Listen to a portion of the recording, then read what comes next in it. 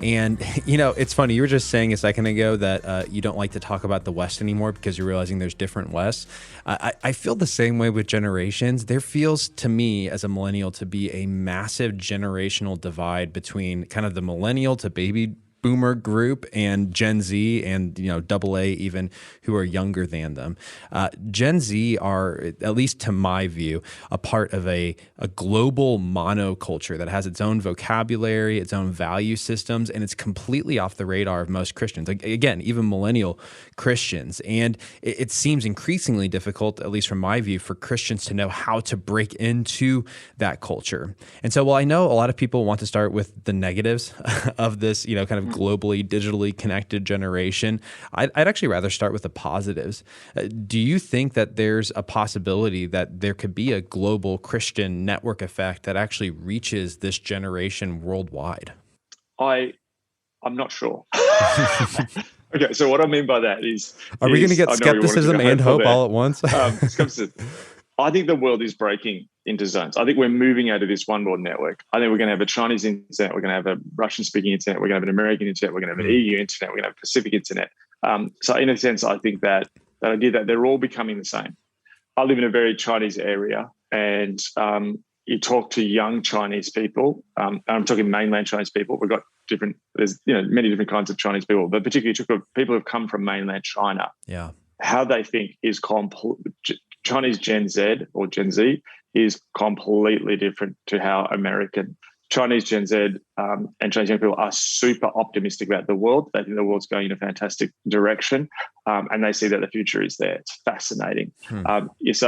So partially what I see is that I think there's a tremendous diversity that's happening in the world. There are similar experiences. One, I think, crucial experience is going to be the pandemic. And I think that's, I think about when the pandemic, my daughter is Gen Z. I took my daughter to the supermarket when the pandemic was first hitting, and the shelves was panic buying and people were grabbing stuff off the shelves. I never, ever in my formative years saw empty shelves in a supermarket. I just thought it would always be there if I wanted, whatever, cereal. They're growing up with disruption. They're growing up that school might not be on next week. And this is already, we're seeing forming them. I think it's really early to tell what's going to happen to Gen Z. What I feel with generations is there's these dynamics that happen. So number one, there's the dynamics where we always wonder what they're going to be. They're like a fresh canvas. Then secondly, what happens is they begin to define themselves. And what we saw with, the baby boomer, boomer thing is we're now seeing the Gen Z is defining themselves against millennials. That's their big thing. They don't want to be millennials. And there's all these things now. I don't know if you've seen this, like there was an article here in the paper about workplaces and too millennial designed, and even their workspaces, and Gen Z hate them and stuff like this, and like how to be a millennial boss of Gen Z kids, but part of I look at all this and go, this is also political. There are conservative Gen Z kids. There's want a bit of word woke, there's all kinds of, there's Hindu nationalist Gen Z kids. But what I see is the good news. This is the hope. The hope is not in a cultural dynamic as much as it is in a spiritual dynamic. That just as every kid raised in a Christian home has to make the choice to follow God, so it is with each generation.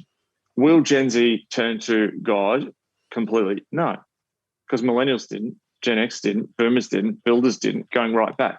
But in every generation, there is a possibility of a remnant. There is a brilliant remnant of millennial Christians in this world at this point in time. There's a brilliant remnant of Gen X Christians, baby boomer Christians. There will be the opportunity of a remnant.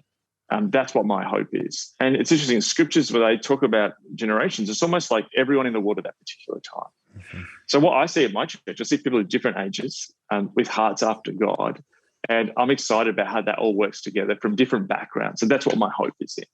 That's great. So just to repeat back to you, make sure I'm tracking. Basically, I had it completely upside down, right? So you're saying, look, don't think about a monoculture. Think about it as a multiculture, and it's going to be incredibly diverse, which is interesting. I mean, in some ways, this is what we see happen with the internet. Things are decentralized. Things are more democratized. And I suppose the more of your life that happens online, the more, again, decentralized and democratized things get. And that actually gives me a bit more hope, like you said, because there is a possibility of a remnant of Gen Z that is going to be, incredibly faithful and maybe be, the birth of whatever the next renewal is going to be.